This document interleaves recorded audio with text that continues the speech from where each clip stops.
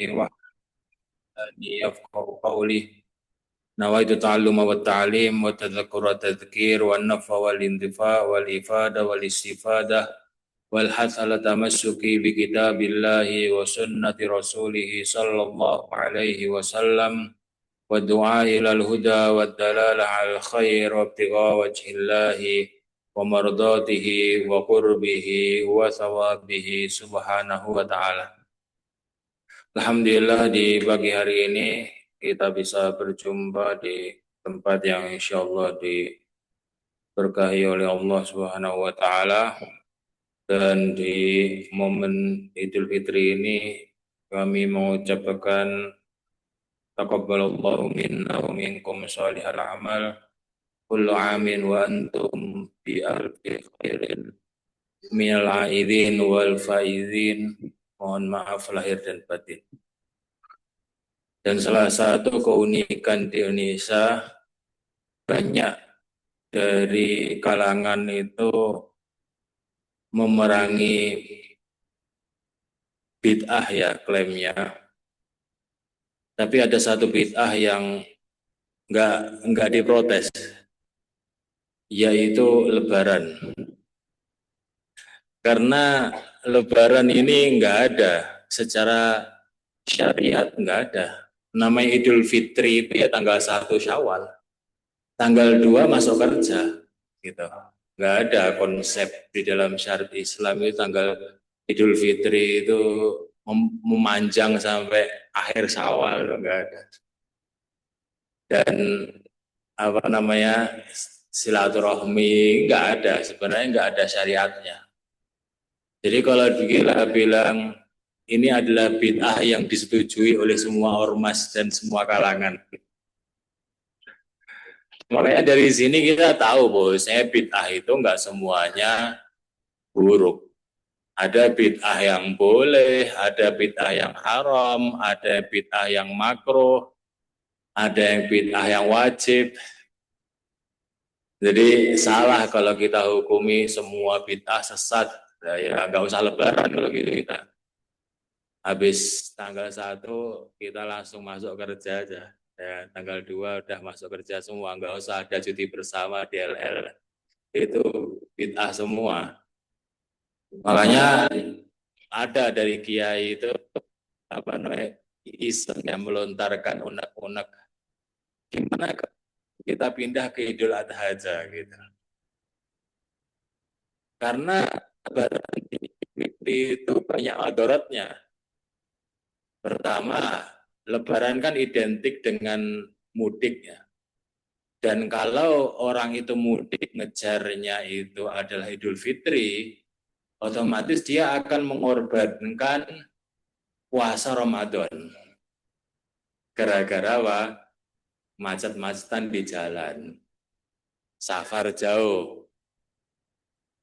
Kehabisan apa namanya kereta, tiket kereta habis akhirnya apa? Naik motor. Dan pastinya berat kalau puasa, akhirnya apa? Nggak puasa. Akhirnya banyak yang dirugikan. Kalaupun ngotot untuk puasa, beberapa kasus bahkan ada yang meninggal ketika mudik. Sehingga mudik itu nggak relevan sekarang kalau di kapal Lebaran itu nggak relevan kalau di Idul Fitri. Ditambah lagi THR di Idul Fitri itu nganggur, nggak berguna. Jadi kalau misalnya kita itu dapat THR di Idul Fitri, buat uangnya buat bagi-bagi ke saudara, ya uangnya dibuat amplop. Jadi kurang maksimal. Sedangkan kalau misalnya THR-nya itu di Idul Adha, bisa buat beli kambing. Kita bisa buat kurban. Lalu liburnya juga bisa panjang. Karena Idul Adha itu ada hari tasyrik. Yang itu hari makan-makan semua. Gitu. Dan nggak mengorbankan puasa Syawal juga ya kan. Nggak ada puasa Ba'diyah apa namanya Idul Adha, nggak ada. Maka loss gitu kalau mau Lebaran Idul Adha itu malah lebih enak. Mudiknya nggak terganggu puasa, Habis itu makan-makannya nggak terganggu puasa Syawal, ya, puasa sunnah. Makanya ada itu apa namanya unek-unek kayak itu. Gimana kalau Lebaran kita pindah aja ke Idul Adha, jangan Idul Fitri lagi gitu. Intinya Lebaran ini sesuatu yang baru ya, dia bid'ah. Nggak ada, nggak cari aja dalil di Quran sampai kiamat kurang setengah hari pun nggak ketemu. Apa dalil apa namanya maaf-maafan habis Idul Fitri nggak ada. Nah, yakin apalagi dalil bikin ketupat dah nggak ada itu. Yakin. Makanya walaupun ini bid'ah tapi ya kita hukumi bid'ah yang mubah lah. Boleh-boleh aja. Karena ya isinya juga tidak ada yang melanggar syariat dan itu sesuatu yang bagus-bagus saja. Karena kalau kita di Timur Tengah nggak akan ditemui Lebaran, nggak ada. Seumur-umur 10-11 tahun saya di Sudan nggak ada namanya Lebaran, itu nggak ada. Justru kalau di Timur Tengah itu mudiknya itu Idul Adha. Idul Fitri libur cuma sehari, ngapain pulang kampung. Tanggal 2 udah pada masuk kerja. Kalau Idul Adha bisa seminggu liburnya. Kalau di negara-negara Arab. Karena memang aslinya kalau mau dibandingkan Idul Fitri sama Idul Adha, mana yang lebih utama secara syariat Islam? Idul Adha. Idul Adha itu jauh lebih tinggi kemuliaannya daripada Idul Fitri. Sholat Idul Adha itu jauh lebih mulia daripada sholat Idul Fitri. Kenapa? Karena sholat Idul Adha itu letaknya di bulan haram, yaitu di bulan Dzulhijjah. Terus ada syariat berkorban juga. Jadi enggak ada syariat berkorban.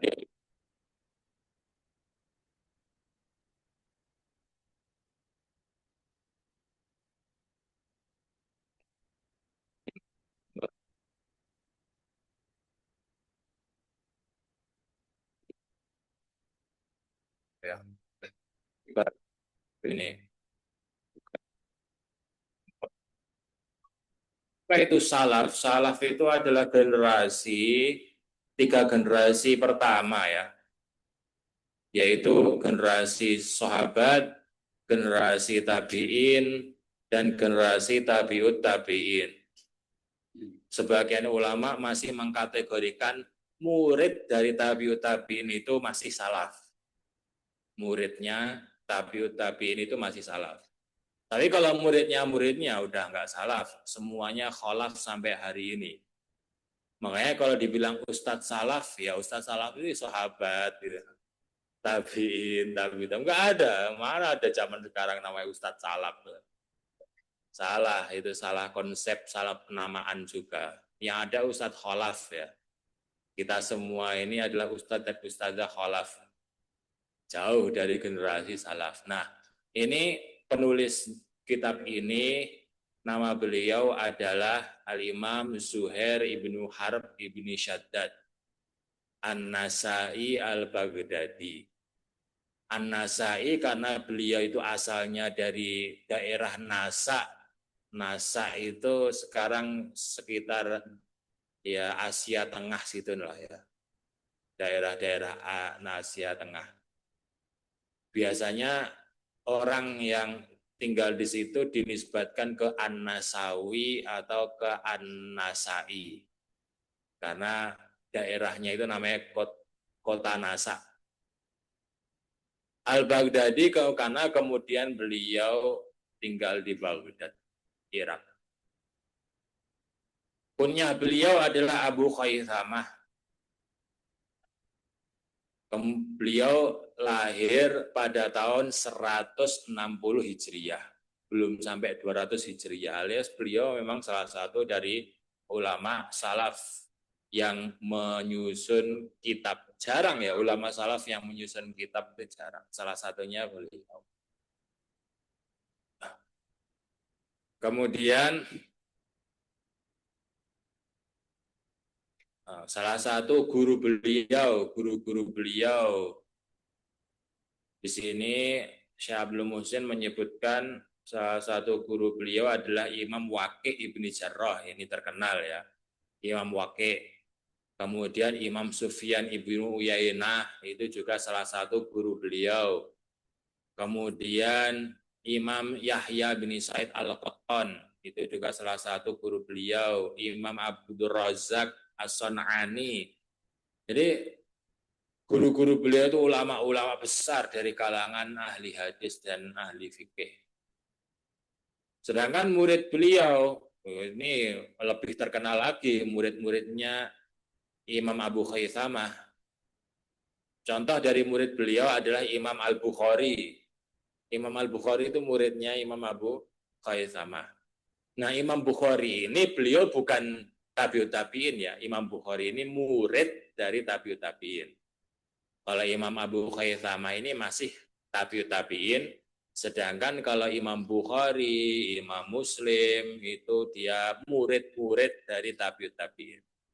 Maka bagi yang menganggap murid dari tabiut tabiin itu salaf, berarti Imam Bukhari itu salaf.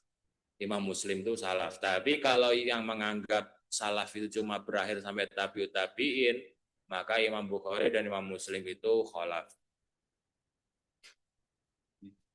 Dari sini kita udah tahu bahwasanya beliau keilmuannya tidak diragukan lagi karena guru-gurunya adalah imam, kemudian muridnya juga imam. Kemudian beliau punya kitab dua. Satu yang kita temukan ini yaitu Kitabul Ilm, kitab yang berisi riwayat-riwayat yang berkaitan tentang ilmu. Dan yang kedua adalah kitab Musnad. Tapi yang kitab Musnad ini cuma dikatakan oleh para ulama, tapi kita tidak menemukannya ya di zaman sekarang. Hilang atau entah gimana, tapi kita tidak menemukan kitab tersebut. Tapi disebutkan oleh ulama, beliau punya kitab itu. Beliau meninggal pada tahun 234 Hijriah ketika khilafahnya Ja'far Al-Mutawakkil di umur 74 tahun.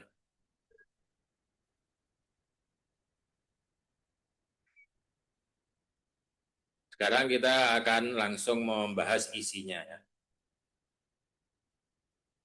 Bismillahirrahmanirrahim. Bi isnadi al-muttasil ila rawi hadzal kitab qala akhbarana asy-syekh al-imam al-alim az-zahid Izzuddin Abdul Hasan Ali bin Muhammad bin Abdul Karim al-Jazari ayyadallahu fi syahri Ramadan fi sanati 14 wa 600 bil mausil biribati akhihi qala akhbarana asy-syekh al-imam al-alim Majduddin Abdul Farad Yahya bin Mahmud bin Sa'ad al-Asfahani qala akhbarana Syekh al-Imam Abdul Fattah Ismail bin Fadl ibni Ahmad bin Ikhsyid as-Sarrad fi sanati 18 wa 500 wa sanati 22 wa 500 qala akhbarana Syekh Abu Tahir Muhammad bin Ahmad bin Abdul Rahim qala akhbarana Abu Hafiz Umar bin Ibrahim bin Ahmad al-Kattani Al-Muqri qala haddatsana Abul Qasim Abdullah bin Muhammad bin Abdul Aziz Al-Baghawi qala haddatsana Abu Khaisamah Zuhair bin Harb.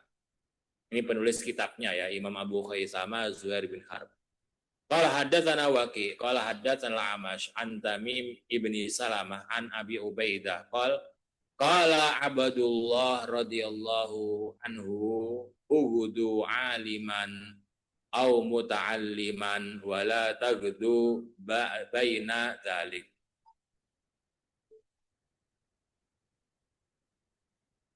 Ini adalah quotes ya yang diucapkan oleh Sayyidina Abdullah bin Mas'ud radhiyallahu anhu.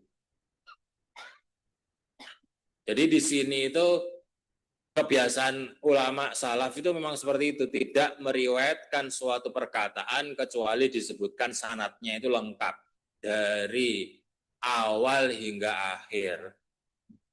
Karena itu sebagai bentuk amanah ilmiah untuk bentuk klarifikasi bahwasanya kalau memang tidak percaya ini perkataan beliau, silakan cek sendiri siapa yang mengatakannya dari para perawi gitu. Di sini Sayyidina Abdullah bin Mas'ud berkata, "Ughdu aliman."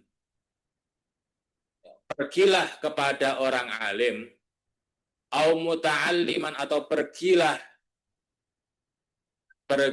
sebagai seorang murid. Wala taghdu baina dzalik. Dan jangan berpergian kecuali dua tujuan itu. Jadi kata Sayyidina Abdullah bin Mas'ud, kalau pergi ke suatu tempat, antara kamu pergi sebagai gurunya atau sebagai orang yang mau menghadiri kajian. Karena berpergian yang seperti ini nggak ada rugi-ruginya. Perginya itu dapat pahala, pulangnya dapat pahala, semakin jauh pahalanya semakin banyak. Ya, kalau misalnya qadarullah di jalan kena musibah, ya fisabilillah. Jadi kalau memang harus berpergian, berpergianlah dengan tujuan mengajar atau belajar. Itu tujuan yang paling selamat, yang membuat kita nyaman, tentram di jalan. Karena namanya kita itu di perjalanan, nggak ada yang menjamin kita itu selamat atau tidak. Mau kita itu sepatuh apapun sama peraturan lalu lintas, ya kan. Tapi kan yang nabrak bukan kita, orang lain. Oh, banyak itu kasus di TV-TV itu ya. Lagi patuh kita itu berhenti di lampu merah, diseruduk sama bus dari belakang atau truk dari belakang. Akhirnya banyak yang meninggal jadi korban. Jadi nggak ada yang bisa menjamin keselamatan kita di perjalanan. Maka biasanya ulama salaf itu nggak akan melakukan rihlah, nggak akan melakukan perjalanan kecuali tujuannya dipastikan ibadah. Biar kalau ada apa-apa di jalan itu aman gitu loh, aman dunia akhirat. Kalau tujuannya itu dibilang ibadah enggak, dibilang maksiat juga kayak enggak, gitu. Itu ragu juga kita di jalan kalau ada apa-apa ya. Kalau luka atau apa ya kan nggak seru ya. Ya nggak menenangkan hati. Pergi kemana? Ya, pergi kemana? Uh, ngopi. Tujuan yang agak ambigu ya. Kita bilang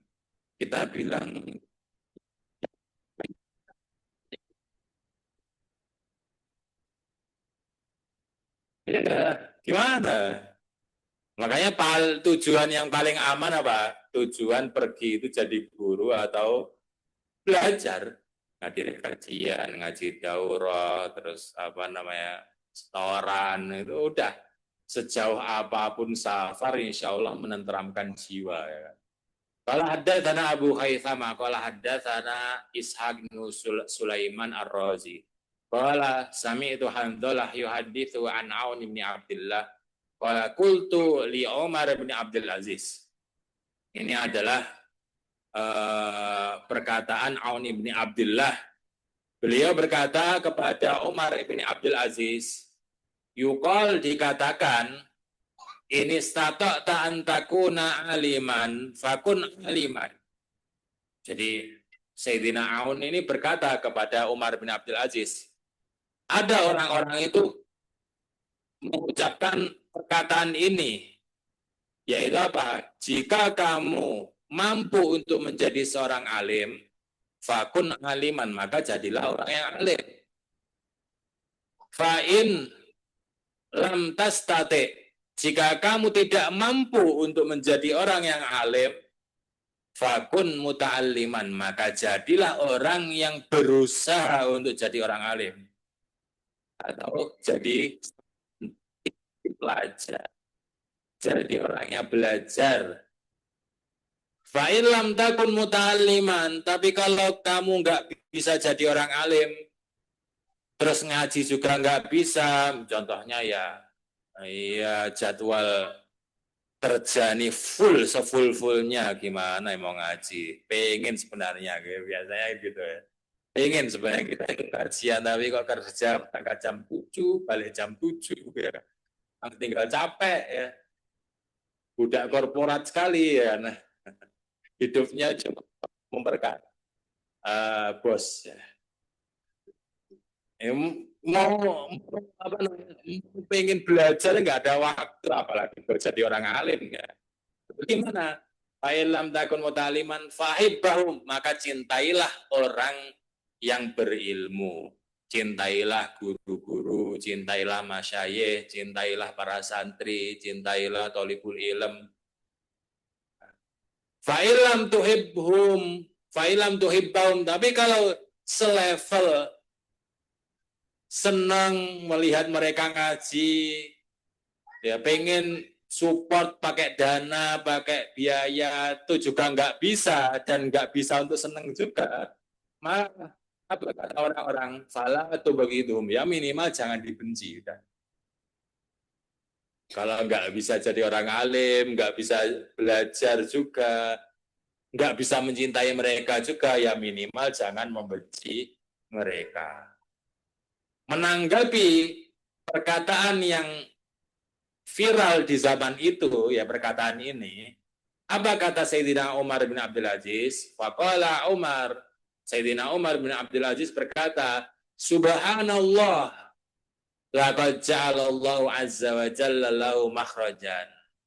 Allah telah memberikan bagi mereka semua jalan keluar. Apa susahnya enggak membenci santri, enggak membenci orang yang pergi ngaji, enggak membenci ustadz-ustadz, seharusnya mudah ya. Kalau untuk menyayanginya kan butuh alasan ya, kenapa kita harus suka sama mereka, kenapa kita harus support mereka, kan butuh alasan. Tapi kalau enggak membencinya, masa butuh alasan ya? Mereka muslim, mereka orang yang pengen berubah menjadi yang lebih baik, walaupun bentuknya kayak gitu-gitu ya kan. Tapi kan ada keinginan dan usaha daripada kita enggak sama sekali gitu kan.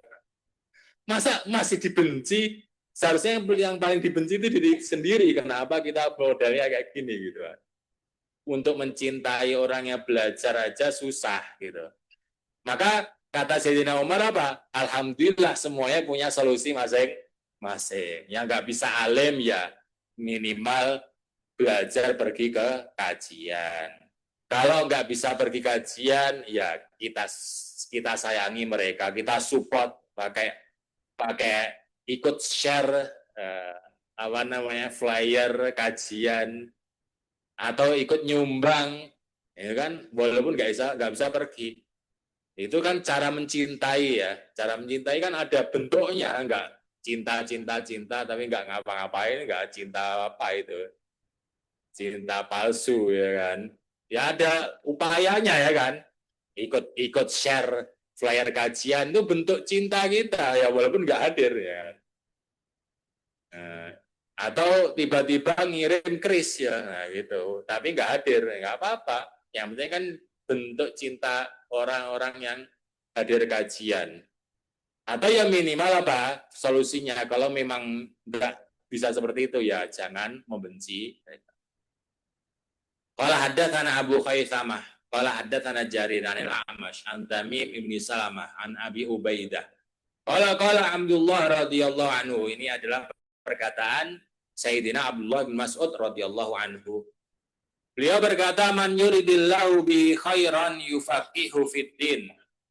Barang siapa yang Allah inginkan kebaikan untuk mereka, maka Allah akan memberikan pemahaman bagi mereka di dalam urusan agama. Makanya kalau kita itu enggak jadi orang alim dan enggak berusaha untuk belajar, enggak juga mencintai orang yang alim, ya berarti Allah enggak ingin kita baik. Waliyadzubillah. Salah satu tanda Allah itu ingin kita jadi sosok yang baik itu, kita itu dimudahkan untuk menuntut ilmu. Ya walaupun nggak alim-alim, tapi minimal ya ada usaha untuk menuju ke sana. Itu berarti Allah itu sudah menginginkan kebaikan buat kita. Kalau Allah menginginkan keburukan, kita itu mau menghadiri kajian itu ada alasannya gitu. Udah gitu nyinyir terus sama yang kajian-kajian. Nah ini berarti memang Allah nggak ingin kebaikan buat orang-orang seperti ini. Maka ya alhamdulillah kalau kita kemudian bisa melangkahkan kaki untuk belajar agama, untuk belajar Al-Quran, belajar mengamalkan isinya, berarti Allah menginginkan kita menjadi sosok yang baik. Qala haddatsana Abu Khaythamah, qala haddatsana Muawiyah bin Amr, qala haddatsana Zaidah anil A'mash an Tamim bin Salamah an Abi Ubaidah an Abdullah radhiyallahu anhu. Ini adalah perkataan Abdullah ibni Mas'ud radhiyallahu anhu. Qala beliau berkata, ya ayuhan nas, kata Sayyidina Abdullah bin Mas'ud, wahai para manusia, wahai para orang-orang, ta'alamu, belajarlah kalian, faman alima falyakmal, maka barang siapa yang sudah tahu hukumnya, amalkanlah. Karena tujuan kita belajar itu yaitu, tujuan kita itu belajar bukan untuk menjadi ustadz, tujuan kita belajar itu bukan untuk jadi ustazah. Kenapa kok pergi baca Quran? Ya karena perintahnya Allah. Nggak ada yang lain. Kenapa mondok? Ya karena ini perintah Gusti Allah. Apakah harus orang yang mondok itu pengen jadi ustadz? Belum tentu. Ya kan? Mungkin pengen jadi ilmiawan ya, atau orang teknik, orang apa, bebas. Yang penting punya dasar belajar agama, sehingga ketika menghadapi ilmu-ilmu dari barat itu bisa disikapi dengan pandangan Islami. Wah, ya salah kalau kita bilang semua harus jadi ustadz-ustadzah, terus siapa yang belajar nanti kan enggak.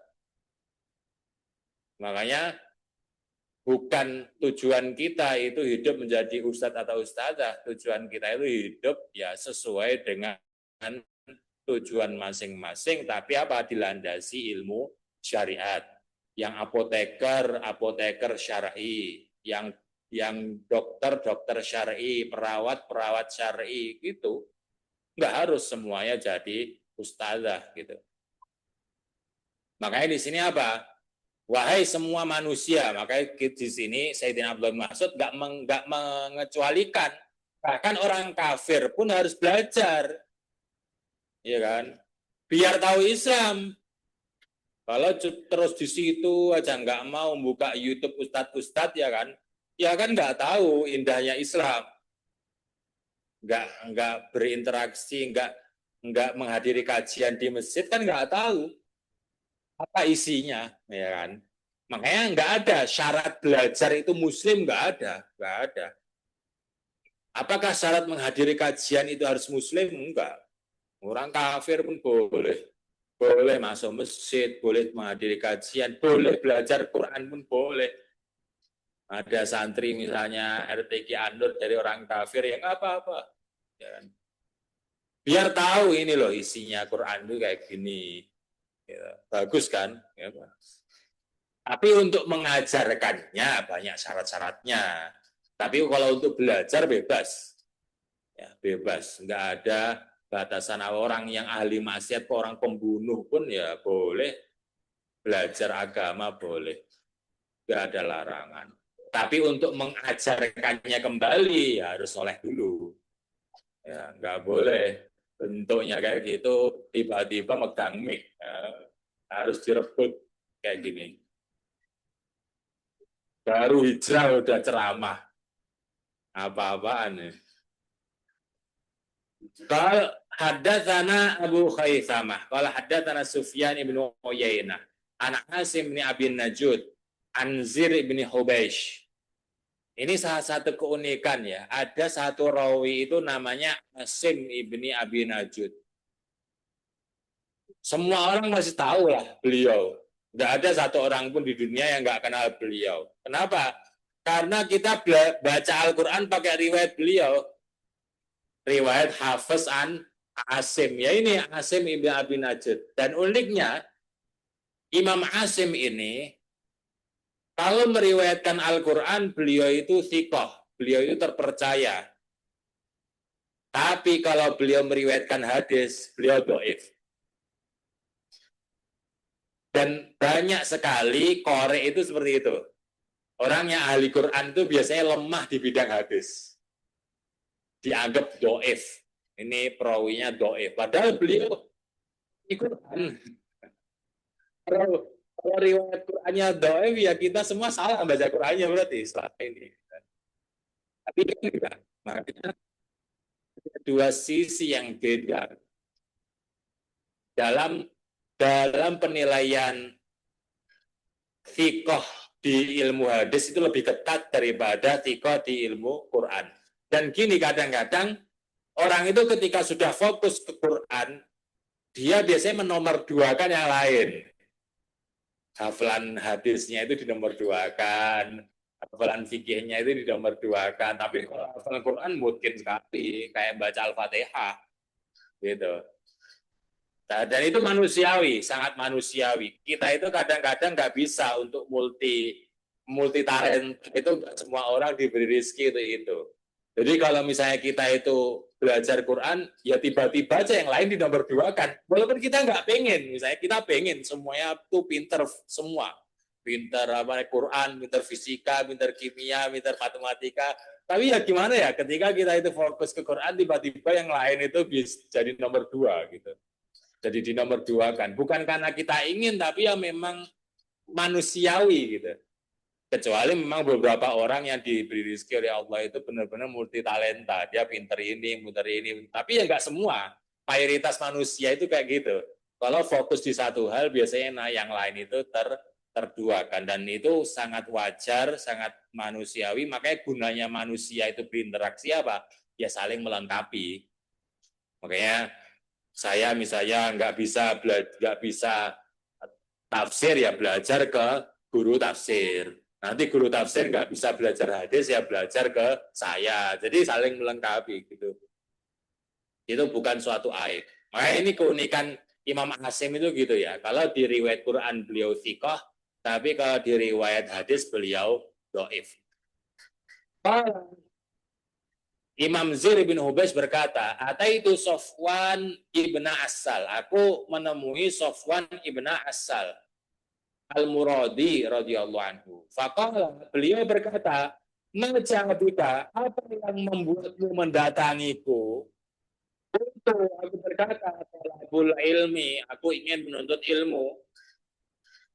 Faqala, kemudian dijawab oleh Sofwan, Innal malaikah tadau ajnihataha li talibil ilmi ridan lima yatlubu. Sesungguhnya para malaikat membentangkan sayap-sayapnya di atas penuntut ilmu sebagai bentuk ridho mereka terhadap apa yang dicari oleh orang-orang ini. Ini adalah nasihat dari Sofwan bahwasanya ketika kita itu berusaha untuk menghafal Quran, setoran Quran, kemudian ahsin bacaan, itu di atas kita itu ada malaikat yang membentangkan sayapnya di atas kita, walaupun kita nggak bisa melihatnya, tapi kita wajib mengimaninya bahwa saya sekarang itu di atas kita ada malaikat yang membentangkan sayapnya. Kenapa kok mereka membentangkan sayapnya di atas kita? Sebagai bentuk ridho mereka terhadap apa yang kita cari. Apa yang kita cari? Ilmu. Gitu. Makanya malaikat itu menaungi kita dengan sayap-sayap mereka di atas kita yang sedang belajar ini. Ini nggak kita temui di majelis yang lain. Kalau kita ngopi nggak ada malaikat di atasnya, ya ada malaikat yang mencatat gibah kita, ya kan. Tapi malaikat yang menaungi sayapnya itu hanya ada di majelis-majelis ilmu. Qala haddatsana Abu Khaisamah, qala haddatsana Muhammad ibnu Khazim. Qala hadatsana A'mash an Shimr an Sa'id bin Jubair an Ibnu Abbas radhiyallahu anhu maqal. Ini adalah perkataan dari Sayyidina Abdullah bin Abbas. Beliau berkata, innalladzi yu'allimun nasal khaira. Sesungguhnya orang-orang yang mengajarkan kebaikan kepada manusia, yastaghfiru lahu kullu dabbah. Semua hewan itu memintakan ampunan untuknya. Hatta al-hutu fil bahri, sampai ikan paus yang ada di lautan. Kenapa sering diumpamakan ikan paus di lautan? Karena ikan paus itu di lautan itu minoritas. Ikan paus itu kalau di lautan minoritas. Kenapa kok ikan paus itu minoritas di lautan? Karena ikan paus itu mamalia. Kan seharusnya yang hidup di laut apa? Yang bukan mamalia, ya kan? Semua ikan itu bertelur, kecuali ikan-ikan yang mamalia. Salah satu ikan mamalia itu adalah ikan paus. Ikan paus itu butuh naik untuk bernafas dia. Dia nggak bisa terus-terusan di dalam laut 24 jam kali 7 hari, nggak bisa. Dia harus rutin naik ke atas untuk apa? Menghirup udara, karena dia mamalia. Dia juga nggak bertelur, dia beranak. Kemudian dia juga menyusui anaknya. Makanya kenapa kok selalu di dalam hadis itu disebutkan sampai paus yang di lautan? Karena paus di lautan itu minoritas. Sampai seminoritas itu pun dia tetap memintakan ampunan bagi orang yang berusaha mengajarkan kebaikan untuk yang lain. Makanya ini menjadi salah satu motivasi bagi guru-guru ngaji ini yang pendapatannya itu ya recehan gini ya. Pendapatan kita paling besar ya permintaan ampunan dari seluruh hewan di muka bumi. Ini pendapatan paling worth it ya. Kita temui semua ayam itu memintakan ampunan ke kita, semua semut memintakan ampunan ke kita, semua ulat, semua lalat. Jadi ketika kita melihat hewan-hewan itu, alhamdulillah ini adalah upah paling worth it ya selama jadi guru ngaji. Jadi kalau kita berusaha untuk menasihati orang lain, kita ingin orang lain itu juga ikut menjadi orang yang baik, bisa baca Quran dengan baik, bisa hafal Quran dengan baik, maka ya ini balasan yang paling indah apa? Semua hewan itu memintakan ampunan untuk kita. Maka kalau nggak diampuni itu kan kayak agak gimana gitu kan. Seharusnya sih dosanya sudah bersih ya. Orang-orang yang berusaha untuk mengajarkan kebaikan untuk yang lain. Apapun itu, yang penting kebaikan. Makanya di sini apa? Innalladzi yu'allimun nasal khair. Semua kebaikan, nggak terbatas di Quran aja atau di ilmu syariat aja, mungkin di kebaikan yang urusan duniawi juga. Misalnya kita ahli di bidang kedokteran, terus kita itu memberikan rekomendasi demi kebaikan pasien. Nah, kan ini bukan unsur politis atau unsur rumah sakit ya, biar cuan ya, tapi benar-benar untuk kemaslahatan pasien itu sendiri walaupun rumah sakit rugi ya. Itu hewan-hewan akan memintakan ampunan untuk dia. Maka ini salah satu keutamaan yang Masya Allah ya, jauh melebihi angka-angka gaji kita.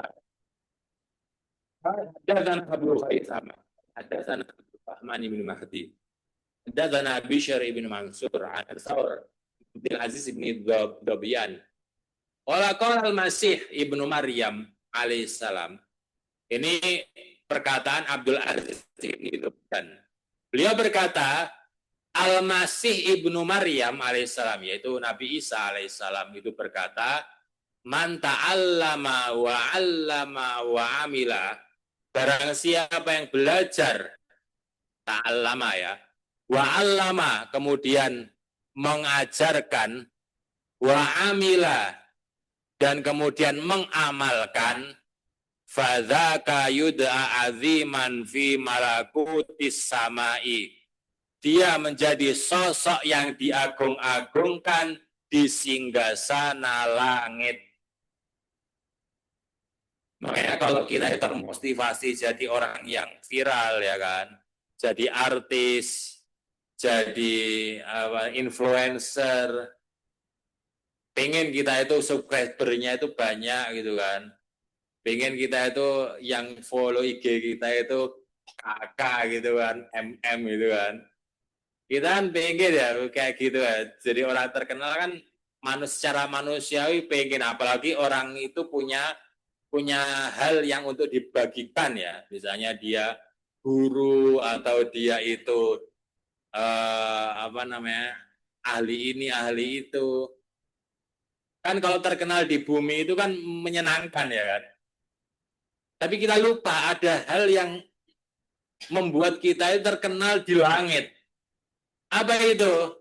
Yaitu kalau kita belajar, mengajar, dan mengamalkan apa yang kita pelajari. Kalau kita melakukan rutinitas ini, belajar, mengajar, mengamalkan, belajar, mengajar, mengamalkan, maka kita itu jadi artis di langit. Malaikat itu jadi kenal nama kita. Semua malaikat itu jadi terkenal nama kita. Ketika ditanya, kenal si Fulana enggak? Oh kenal, semua penduduk langit kenal. Siapa yang enggak kenal sama Bu ini, sama Mbak ini gitu. Walaupun di dunia ya kan, followernya cuma keluarganya aja. Cuma 20, isinya keluarganya tahu. Benar-benar enggak terkenal sama sekali gitu. Enggak ada terkenalnya, tapi di langit semua malaikat mengenalnya. Lebih worth it mana ya? Lebih worth it langit lah. Kalau mau dibuat perbandingan penduduk bumi sama penduduk langit itu jauh. Diriwayatkan di suatu hadis itu di langit itu ada yang namanya Baitul Makmur. Ini hadis sahih ya, tapi lafadznya saya nggak hafal sekarang, tapi maknanya bisa saya ceritakan. Jadi di langit itu ada namanya Baitul Makmur. Baitul Makmur itu Ka'bahnya langit. Jadi Ka'bah bumi itu lurus ke atas, itu setiap langit ada Ka'bahnya juga. Lurus di atas Ka'bah yang itu. Nah, Ka'bah yang di langit itu namanya Baitul Makmur. Nah, di dalam hadis disebutkan setiap hari ya ada ribuan malaikat yang masuk ke Baitul Makmur dan dia nggak akan masuk ke Baitul Makmur itu lagi setiap hari. Bayangin berapa jumlah malaikat berarti? Artinya ribuan malaikat yang sudah masuk itu nggak akan masuk lagi, dan setiap hari akan ada terus malaikat baru ribuan yang masuk Baitul Makmur. Itu kalau mau dihitung lama penciptaan malaikat sampai sekarang, itu bayangin jumlah malaikat nolnya itu nggak sudah jadi kayak gini ya. Kalau di ilmu matematika itu nolnya jadi angka 8 itu apa? Unlimited ya. Jadi nggak bisa masuk sistem komputer, udah unlimited dibilangnya. Maka terkenal di mereka itu lebih worth it daripada terkenal di dunia. Itu paling berapa M ya kalau follower Instagram, nggak ada kayaknya yang sampai miliaran, itu nggak ada ya kan. Penduduk bumi berapa ya kan.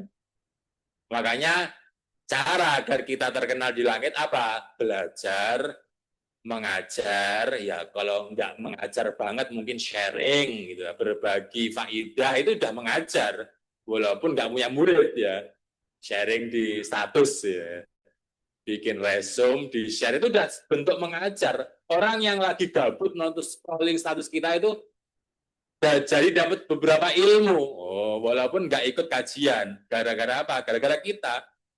Gitu. Maka barang siapa yang belajar, mengajar, dan mengamalkan apa yang dipelajari, kita akan terkenal di singgasana langit.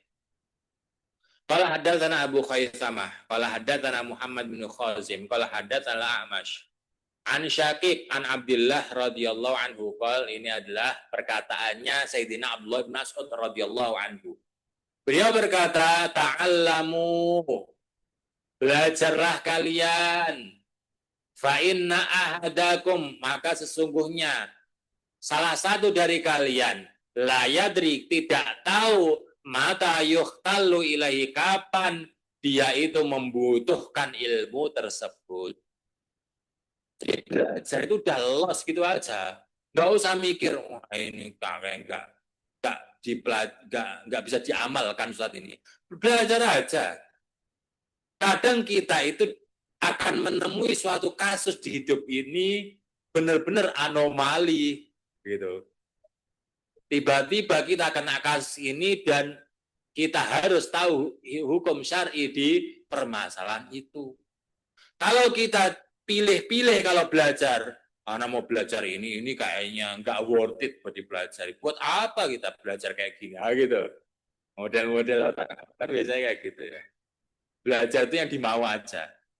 Jangan seperti itu. Kata pesannya belum masuk apa? Belajarlah semuanya yang apa bisa kamu pelajari. Kenapa? Karena kita nggak tahu ya kapan kita butuh ilmu tersebut. Ada pernah terjadi kejadian itu, ya, seseorang tiba-tiba kecelakaan, kemudian kakinya itu harus di gips. Padahal kakinya itu adalah salah satu anggota wudhu. Kaki yang ini, yang telapak kaki. Ini kan harus kena air. Pernah nggak kita kepikiran suatu saat gitu, kakinya kayak gitu? Kan enggak. Masa kita mau pilih-pilih? Akhirnya apa? Akhirnya dia nggak tahu cara wudhu yang betul ketika pakai gips. Padahal itu dipelajari di fikih level dasar. Karena dulu pilih-pilih belajar fikihnya. Ngapain kita belajar ilmu perjipskan? Ada di fikih itu. Namanya hukum jabiroh. Hukum jabiroh itu hukum yang mempelajari gimana tata cara wudhu kalau bagian tubuh kita itu yang anggota wudhu nggak bisa kena air, entah itu diperban atau pakai chips atau disambung dan lain sebagainya.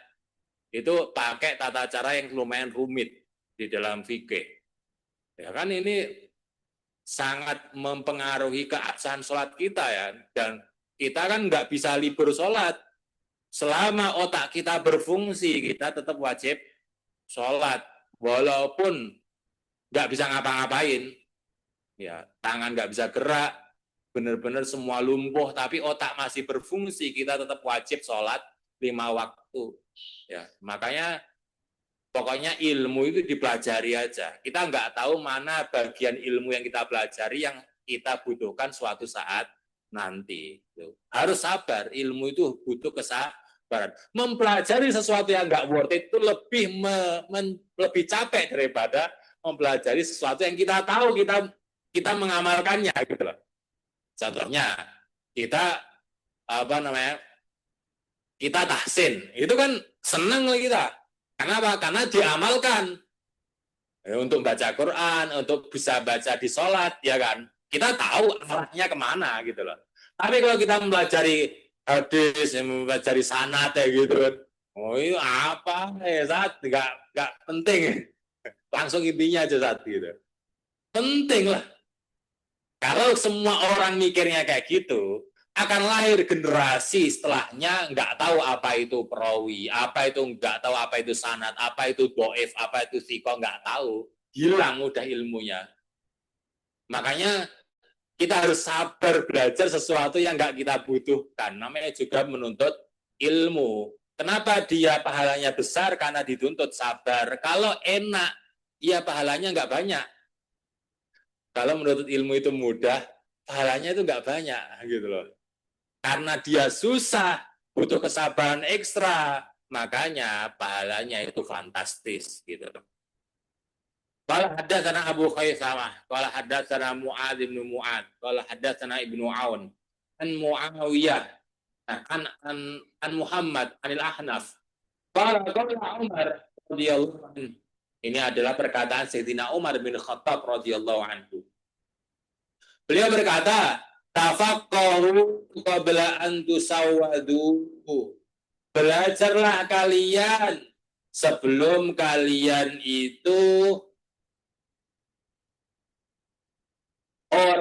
menjadi orang yang memiliki pengikut. Jadi itu sawadu itu maksudnya apa? Orang yang diteladani, orang yang diikuti. Kenapa kok Sayyidina Umar berpesan seperti itu? Karena kalau kita itu sudah terlanjur populer, belajar susah. Kita yang nggak terkenal gini kan hadir di kajian los gitu aja. Siapa yang peduli sama kita gitu. Tapi kalau misalnya kita jadi artis, susah mau kajian. Nanti minta foto semua, ya kan? Ustadz ini, Ustadz foto, nggak jadi ngaji, kita nggak jadi ngaji. Saya pakai masker ini, ke Indomaret, ke Alfamart pakai masker ini, kayak artis-artis Korea gitu kan. Gara-gara apa? Gara-gara kita orang terkenal. Makanya sebelum kita jadi orang yang kayak gitu, kalau memang ditakdirkan seperti itu, ya kan, maka belajarlah dengan pol-polan. Kalau kalian sekarang belajarnya mas-masan, kodarullah nanti jadi orang terkenal, dijamin 100% kalian sungkan untuk pergi ke pengajian. Apalagi belajarnya belajar Iqra. Iya, udah. Masa orang ini ternyata dia belajar Qurannya masih Iqra, ya bubar. Akhirnya kita nggak pernah belajar Quran sama sekali. Gara-gara apa? Sungkan, kita terlanjur terkenal. Ternyata gubernur ini ngajinya di TPA, TPQ gitu kan. Udah terlanjur jadi gubernur, udah terlanjur jadi presiden, udah terlanjur jadi kepala ini, kepala itu. Susah kalau mau ngaji, ya kan? Kalah sama gengsi. Makanya mumpung kita itu nggak terkenal kayak gini, kita harus manfaatkan waktu ini sebaik-baiknya untuk belajar.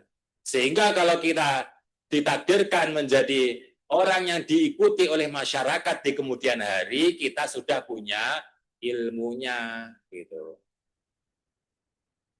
Qala haddatsana Abu Khaisamah, qala haddatsana Muhammad bin Khazim, qala haddatsana Amash, an Syaqiq an Abdullah radhiyallahu anhu. Qal, ini adalah perkataan Sayyidina Abdullah bin Mas'ud radhiyallahu anhu. Beliau berkata, wallahi, demi Allah, innalladzi yuftin nasa fi kulli ma yas'alunahu lamajnunun.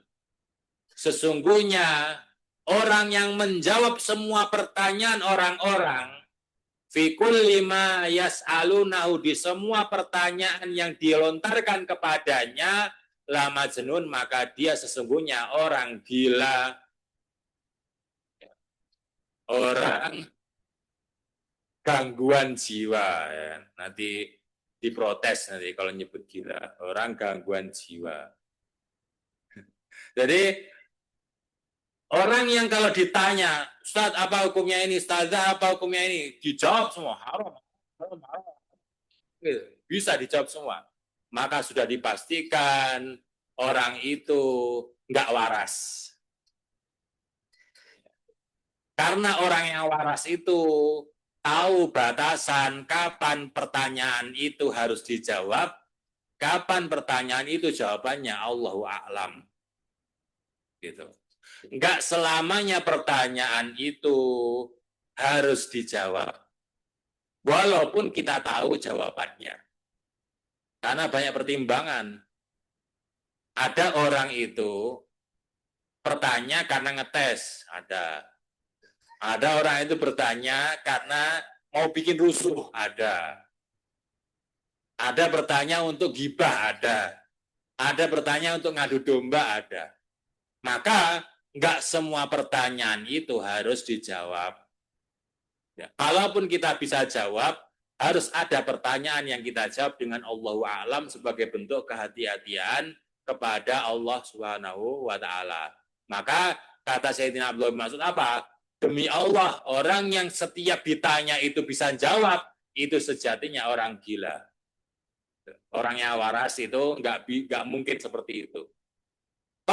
Mas, berkata Imam Ahmad, faqala lil Hakam, Imam Al-Hakam berkata kepadaku, lau kuntu sami'tu hadzal hadis minka. Kalau seandainya aku dengar perkataan ini darimu qabla yaum sebelum hari ini, ma kuntu ufti fi katsirin mimma kuntu ufti. Maka aku enggak banyak menjawab pertanyaan sebanyak apa yang aku jawab sekarang.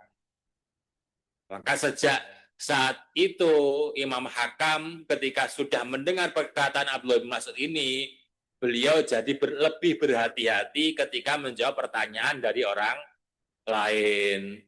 Gak selama yang kita tahu itu kita jawab ke orang yang bertanya. Karena pertanggungjawabannya itu berat di sisi Allah. Masih mending kita itu bilang Allahu a'lam padahal kita tahu, daripada kita itu asal nebak pertanyaan orang. Ada orang tanya, apa ini maksudnya kayak gini? Kira-kira gini. Kira-kira berlandaskan ilmu atau kira-kira berlandaskan kira-kirologi gitu. Jadi kita harus tahu bahwasanya berkata tanpa ilmu itu dosa. Walaupun benar. Berkata tanpa landasan ilmu itu haram walaupun jawabannya benar. Misalnya kita lagi bilang, oh, hukum kayak gini itu haram gitu. Tapi di asbun aja, ya asal bunyi aja. Hukumnya haram ini. Gitu. Ternyata berdasarkan ilmu yang betul, ya itu memang haram gitu. Apa hukum dia menjawabnya? Haram. Kenapa? Walaupun jawabannya benar, tapi dia menjawabnya tidak berdasarkan ilmu. Gitu. Beda kalau seseorang itu menjawab pertanyaan berdasarkan ilmu, tapi ternyata jawabannya salah. Maka tidak apa-apa. Karena dia mengeluarkan jawaban itu dari hasil olah ilmunya. Dari berdasarkan kajian yang diikuti, dari catatan-catatan, dari sesuatu yang sudah dia hafal. Ini tuh jawabannya A gitu. Tapi ternyata yang benar B. Salah enggak dia di sisi Allah? Enggak. Dia betul. Walaupun salah secara ilmu. Tapi secara dosa dan enggak, dia enggak dosa. Karena dia sudah berusaha berdasarkan ilmu. Tapi kalau orang asal bunyi aja jawabannya A, ya, dan ternyata jawabannya betul A, maka dia tetap dosa. Kenapa? Karena dia berusaha menjawab tanpa landasan ilmu. Makanya lebih aman apa bilangnya Allahu a'lam udah. Kalau memang kita nggak tahu, kita belum belajar, ya bilang aja ngapunten belum tahu jawabannya. Gitu. Silakan tanya Ustadz ini, silakan tanya Ustadzah ini, mungkin beliau lebih paham gitu daripada asal bunyi aja. Oh, ini nggak boleh kayak gini, nggak boleh gitu. Apanya nggak boleh, belajar aja belum. Ada tanah Abu Khaisamah. Ada tanah Muhammad bin Khazim. Ada tanah Amash. An Roja al-Ansari. An Abdurrahman bin Bishr al-Azraq. Dakhala rajulani min abwabi Kindata. Ini adalah perkataan Abdurrahman ibn Bishr al-Azraq. Beliau berkata, dakhala rajulani. Ada dua orang datang min abwabi Kindata dari pintu-pintu Kindah. Kindah itu maksudnya adalah nama kabilah ya. Nama kabilah suku. Jadi ada dua orang datang dari suatu perkampungan yang bernama perkampungan Kindah. Wa Abu Mas'ud al-Ansari jalisun fi halakotin, dan Sayyidina Abu Mas'ud al-Ansari radhiyallahu anhu itu sedang duduk di halakoh. Faqala ahaduhuma, salah satu dari dua orang yang datang itu berkata ke salah satu yang lain, ala rajulun yunafidhu bainana, ada seseorang yunafidu apa? Yunafidu itu yang memutuskan suatu hukum di antara kita. Faqala rajulun minal halaqah, ada salah satu yang ada di halaqah itu berkata, saya gitu, saya bisa menyelesaikan problematika hidup Anda gitu, kira-kira kayak gitu.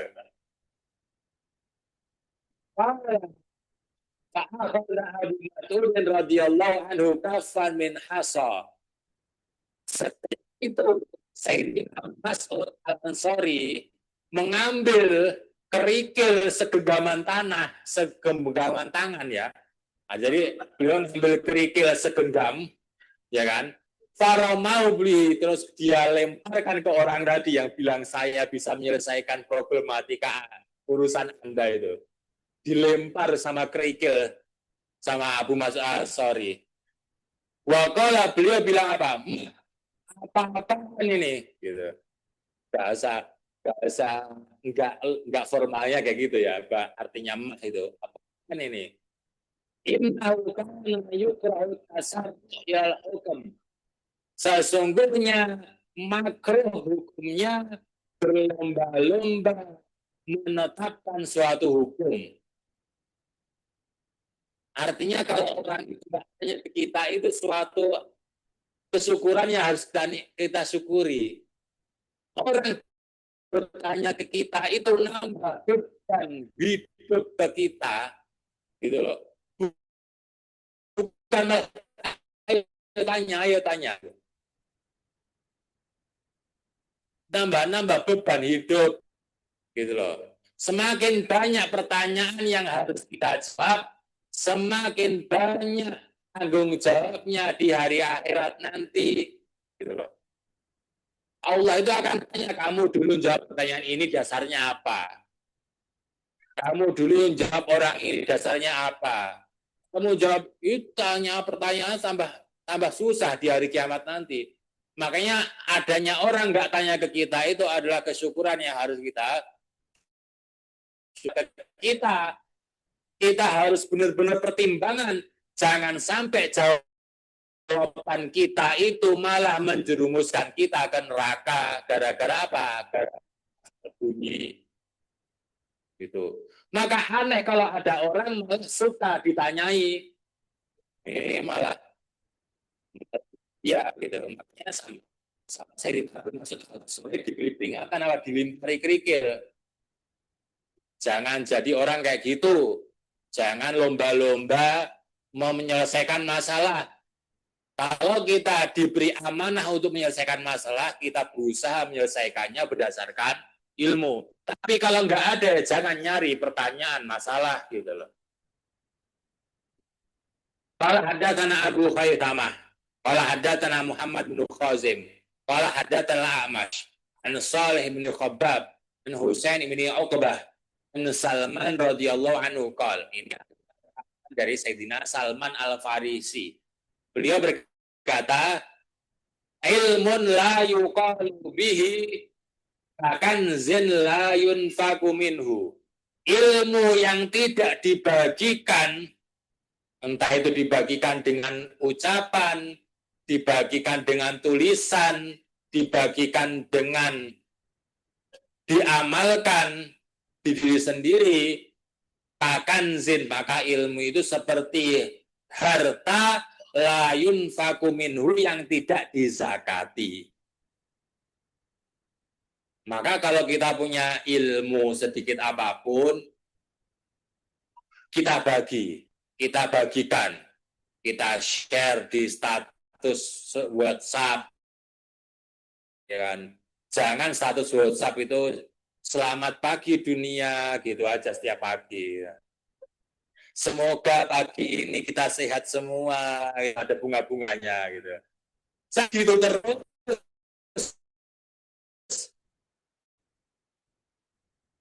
Ya, status ini lagi, kemarin sudah gitu. Bagikan ilmu apa yang perlu dipelajari. Misalnya Itu bacanya nggak begitu ternyata. Dibagi.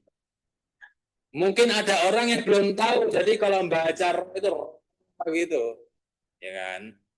Dibagi ilmu itu dibagi, bisa dipakai pakai tulisan, bisa bikin konten, bisa video, tahu nggak seperti itu langsung di kehidupan kita, gitu.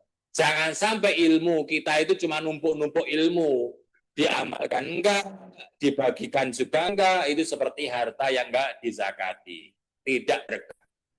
Zakatnya ilmu itu adalah berbagi ilmu yang kita miliki. Walaupun kita bukan ustazah, ya kita berbagi dengan diamal. Itu udah. Nah, kalau misalnya apoteker tiba-tiba ngisi kajian, nggak cocok.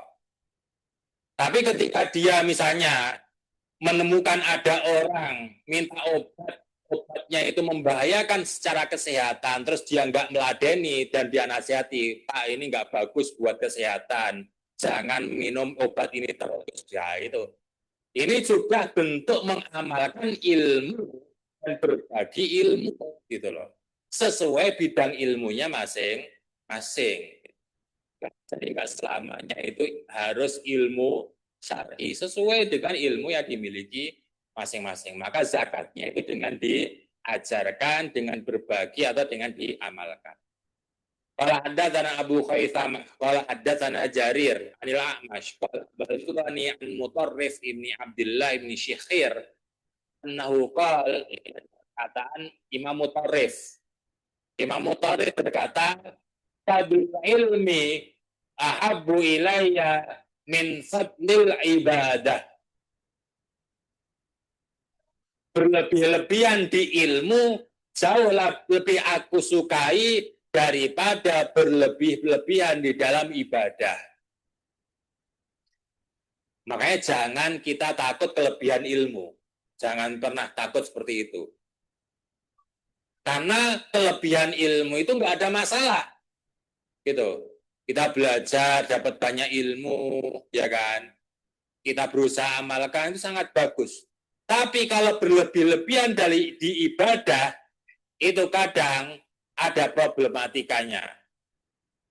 Ya, berlebih-lebihan di ibadah, sholatnya terlalu banyak sehingga mendolimi kewajiban yang harus dia kerjakan dan lain sebagainya. Makanya kata Imam Mutarrif apa? Kelebihan ilmu itu jauh lebih aku sukai daripada kelebihan beribadah. Wa khairu dinikum al-wara. Dan sebaik-baiknya agama kalian adalah wara. Wara itu apa? Wara itu adalah berhati-hati dalam menjalankan sesuatu. Dalam berkata sesuatu itu berhati-hati. Jadi ada level standar muslim. Level standar muslim itu apa? Level standar muslim itu menjauhi larangannya dan mengerjakan perintahnya. Itu udah standar. Standar muslim ya harus kayak gitu. Kalau haram ya dijauhi, kalau wajib ya dikerjakan. Gitu. Itu standar muslim pada umumnya. Di atas itu ada yang namanya warok. Warok itu meninggalkan sesuatu yang mubah. Kalau kita takutkan yang mubah itu bisa menyeret kita ke sesuatu yang terlarang. Itu levelnya. Level. Maka sebaik-baiknya muslim adalah muslim yang warok. Kenapa enggak makan gorengan? Gorengan kan mubah. Tapi gini, Ustaz, gorengan ini nanti ya jadi agak kurang fit gitu.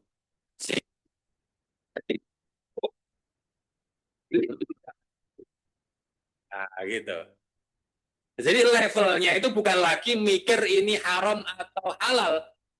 Gitu, levelnya itu udah memilih-milih yang halal ini mana yang harus dikerjakan, mana yang bisa dikerjakan atau sebaiknya kita nggak ngerjain. hal ini. Itu adalah warok. Makanya ilmu, semakin kita itu berilmu, kita itu semakin menambah kewarokan kita. Kalau orang awam itu los saja, emang haram? Enggak kan? Malah makruh aja. Tapi kalau udah punya ilmu, jangankan kita itu untuk ngerjain yang makruh ya. Yang mubah pun kita takut. Kita tinggalkan yang mubah ini agar enggak terseret ke yang makruh atau ke yang haram. Walaupun secara hukumnya apa? Mubah.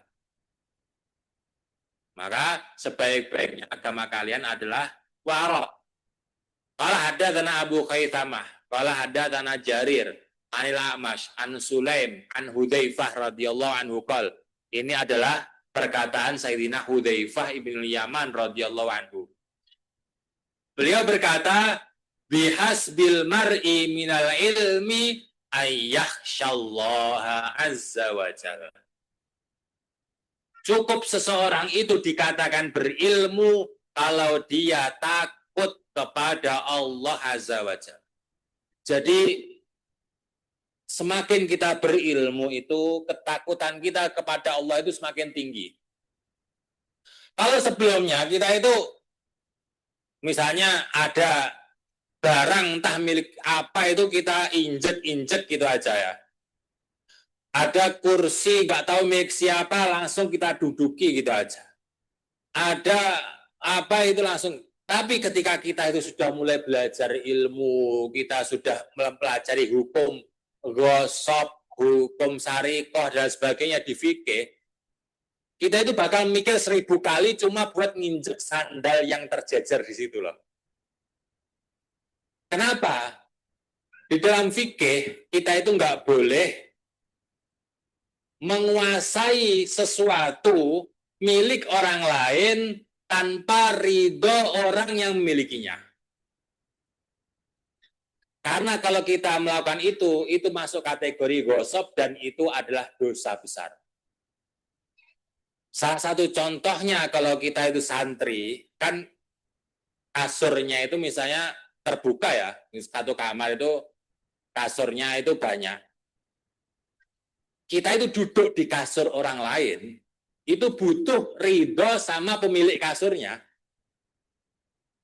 Kalau orang yang pemilik kasurnya itu nggak ridho kasurnya kita duduki, maka kita dosa. Satu hal yang Ana ingin singgung di sini ya, terutama hal yang dianggap wajar sama orang-orang, adalah memakai sandal jepit di masjid ketika dia pakai sepatu. Ke masjid pakai sepatu necis, atau pakai sandal yang mahal. Kemudian sandalnya diparkir rapi di masjid, dia pakai sandal orang buat wudhu. Kurang ajar itu. Karena belum tentu orang yang punya sandal itu ridho sandalnya basah. Dan Ana pernah itu, sandal ada itu, tiba-tiba basah, padahal Ana pakai kaos kaki, pakai sandalnya. Jadi ke masjid kan pakai kaos kaki, ya seharusnya kan bisa langsung dipakai kalau kering. Tapi ternyata pas dipakai nyus basah, ternyata dibuat wudhu sama orang. Ini salah satu gosok yang dosa besar ya. Nggak boleh kita itu nginjek-injek sandal orang walaupun sandal itu di jalan gitu loh. Tetap harus minggir kita. Ini sandal milik orang lain, walaupun jalannya milik umum, gitu loh. Makanya kenapa kok ketika ada di jalan kita kok naik motor kok minggir-minggir? Ya takutnya itu misalnya topi orang terjatuh, ya kan? Terus dia mau balik lagi, lah kita lindes kan ya kita gosok namanya, gosok topi dia atau barang dia. Makanya semakin kita itu berilmu, kita itu semakin segala hal itu mikir dulu. Itu boleh nggak ya diminum ya? Jangan-jangan belum diizinkan sama ini. Gitu. Makanya salah satu adat Jawa itu kalau misalnya kita belum dipersilahkan untuk makan jajan di di meja, walaupun udah dibuka, tetap kita nggak makan. Adatnya orang dulu kayak gitu sebelum datang kemajuan zaman. Jadi Bahkan untuk duduk pun ya, adat orang Jawa itu mikir dulu. Jadi kalau kita bertamu, nunggu dulu, monggo pinara, terus duduk, ya kan? Biasanya kita dulu, berdiri dulu, dipersilakan. Ini milik orang. Haram hukumnya duduk di sofa milik orang sebelum dapat ridho dari pemilik sofa, gitu loh. Jadi semakin kita itu punya ilmu, kita itu semakin takut sama Gusti Allah. Mending kita ngerjakan sesuatu daripada kita nekat ngerjakan sesuatu ternyata dihisab sama Gusti Allah. Mending kita nggak ngerakuin walaupun itu kita bilang mau mubah gitu. Ujungnya apa? Ya nggak apa-apa, makan aja. Ya nggak apa-apa. Ya alhamdulillah ternyata diizinkan ya. Kita nggak nyesel juga nggak makan sebelumnya. Kita perlu ungkapan izin dari orang yang memiliki dulu agar kita itu nyaman dalam menikmati makanan yang kita miliki gitu. Tapi ya itu sesuai dengan kultur masing-masing ya kan. Ada mungkin suku yang lain atau adat biasa yang langsung makan ya kita nggak bisa pukul rata. Artinya ilmu itu semakin kita berilmu, kita itu semakin menambah ketakutan kita kepada Allah, bukan semakin malah berani sama Gusti Allah. Semakin kita tahu ilmu, itu mau jawab pertanyaan semudah pun itu kita bismillah ya Allah, semoga jawaban anak benar.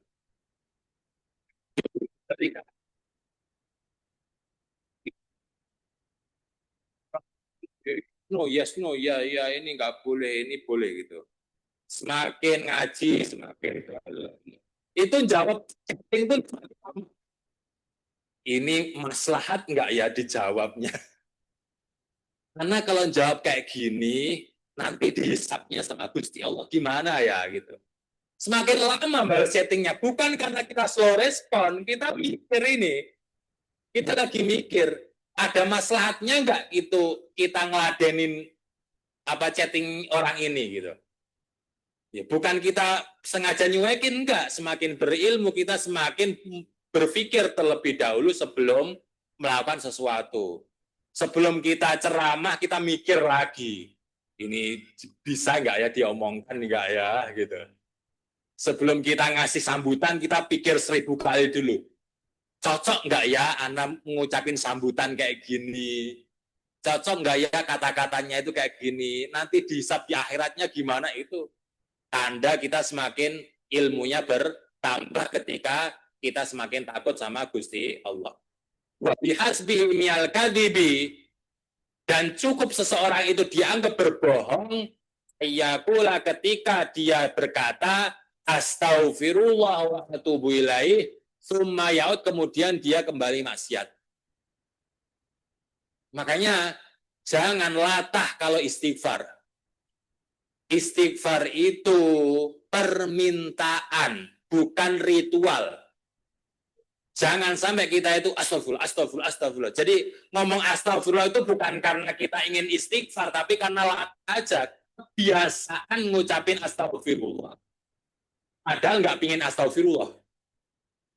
Itu ada kembang. Orang yang bersebuahnya orang ketika dia astagfirullah sambil maksiat. Karena dia bilang astagfirullahnya karena kebiasaan, bukan karena dia benar-benar minta ampunan kepada Allah. Astagfirullah, lanjut lagi tiba. Itu namanya nggak astagfirullah, wa'atubilaih. Seharusnya kalau astagfirullah, stop. Jangan lanjutin. Nih. Iya juga ya sini. Ya, gimana? Baru bilang astagfirullah. Ya masih mending kalau setelah 5 menit setelahnya. Terus khilaf, maksiat lagi. Lah ini 1 detik setelahnya loh. Itu namanya bukan minta ampunan loh ya. Maksudnya, coba kalian ya, perumpamakan. Kalian misalnya mukul orang. Maaf, habis itu kalian pukul lagi. Itu namanya tantangan loh. Atau minta maaf. Dan mukul orang bilang, maaf ya nggak sengaja. Mukul lagi lah. Katanya nggak sengaja, kok kan habis setelahnya habis mukul lagi. Ya, itulah gambaran ketika kita bilang astagfirullah, maksiat di hadapan Gusti Allah gitu. Maka hati-hati, kita itu harus memperhatikan apa yang kita ucapkan, apa yang kita pekerjakan, jangan sampai jadi bumerang di hari kiamat nanti. Enggak selamanya orang yang mulutnya itu astagfirullah, subhanallah, masya Allah, berarti dia dapat pahala terus. Enggak, kadang dia ya cuma kebiasaannya gitu.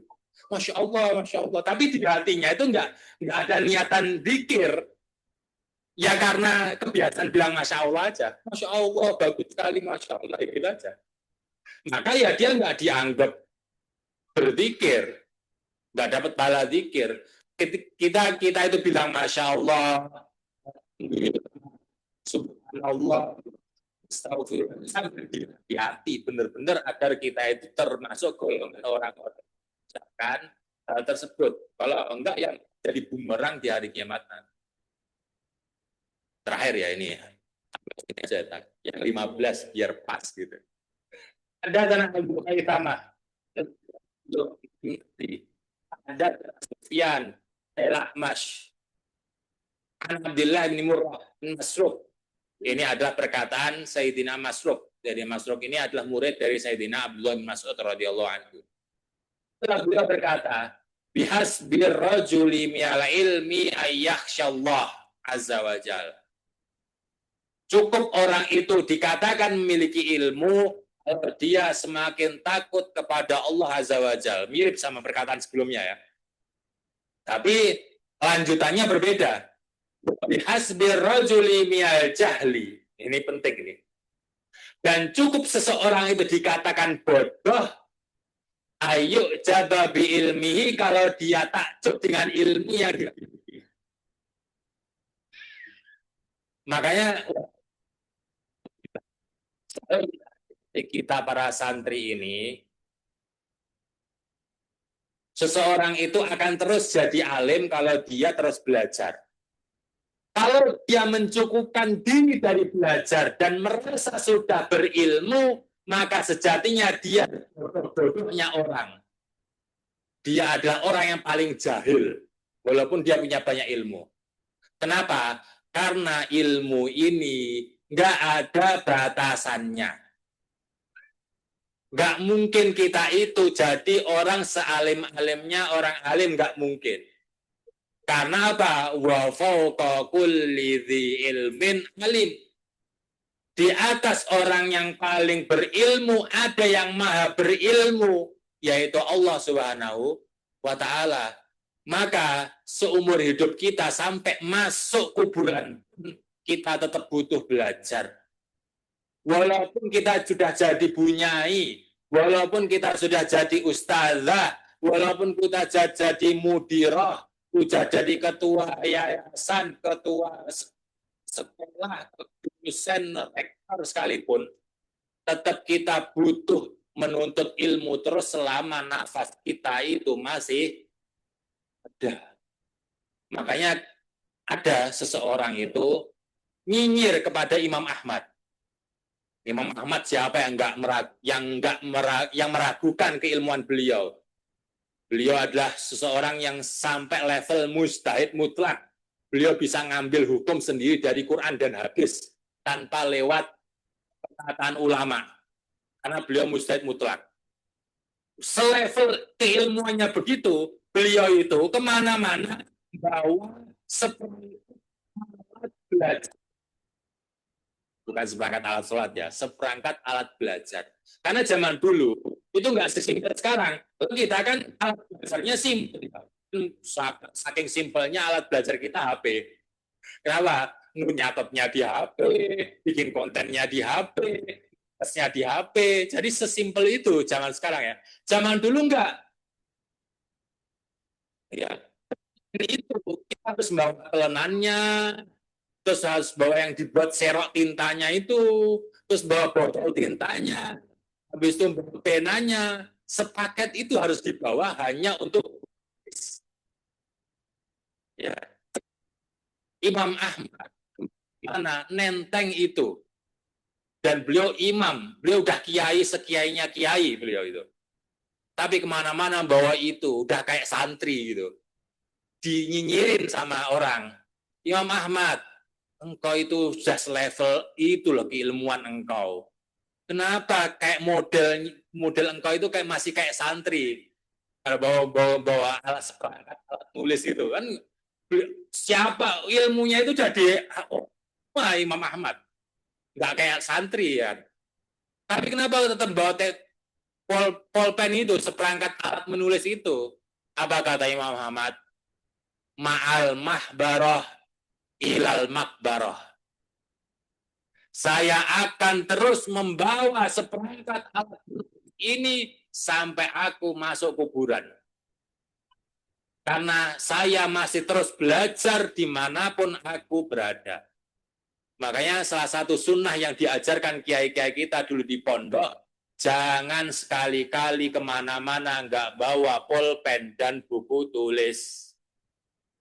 Walaupun ke kamar mandi, walaupun ke pasar, itu kalau dulu di pondok diperiksa itu, kalau nggak bawa dihukum sama pengurus ya kan. Itu kenapa kok sampai seperti itu? Untuk membiasakan kita membawa pulpen dan kertas. Kenapa? Karena ilmu itu kadang-kadang random dan anomali. Kita lagi misalnya lagi ke pasar, tiba-tiba teringat, bagus juga ya kalau kita bikin program ini, program ini, program itu. Tiba-tiba muncul pas nawar harga ikan. Itu kalau kalian nggak catat, nggak akan kembali lagi itu. Ilmu itu nggak akan kembali lagi. Karena Allah itu serandom itu ngasih ilmu. Maka jangan sampai kita nggak bawa pulpen sama kertas ya, kalau zaman sekarang pakai HP ada notnya ya. Ya, ada notnya. Jadi jangan lupa untuk mempersiapkan not di HP. Begitu terpikirkan sesuatu, catat. Kalian menemukan ilmu yang tiba-tiba kalian temukan di jalan, catat. Kalian lagi ngobrol sama teman-teman, terus kalian dapat ilmu, catat. Ilmu itu harus diambil dari ustadz yang pakai surban, pakai peci, pakai sarung, enggak. Ilmu bisa kita ambil dari orang gila sekalipun. Makanya kita banyak belajar dari orang yang berbagi, walaupun dia itu pengemis, walaupun dia itu tukang rosok, tapi dia masih nyemplungin uang di kotak amal masjid. Itu perlu dicatat tuh. Sedekah, kamu gajinya lebih besar daripada dia. Itu perlu dicatat. Hal-hal seremeh itu ilmu yang kita temui dari orang-orang yang sekitar kita. Makanya apa? Di sini dikatakan sudah cukup orang itu dianggap bodoh kalau dia merasa dia sudah berilmu. Maka jangan sampai kita merasa sudah berilmu, sudah pintar, sehingga nggak belajar lagi, waliyadzubillah. Baik, sampai sini pembahasan kita di pagi hari ini. Kalau memang Allah memberikan rizki di kemudian hari, kita akan lanjutkan pembahasannya. Allah Ta'ala jazakumullah khairan katsiran wa assalamualaikum jami'an wa sallallahu ala sayyidina Muhammadin wa ala alihi wa sahbihi walhamdulillahirabbil alamin. Wassalamualaikum warahmatullahi wabarakatuh.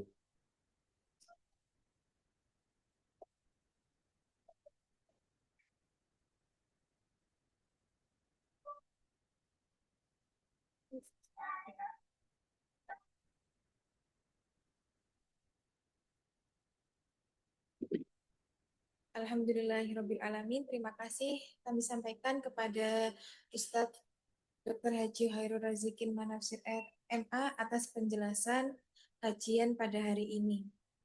Acara selanjutnya yaitu sesi tanya jawab. Yang pertama ini ada pertanyaan dari yang online.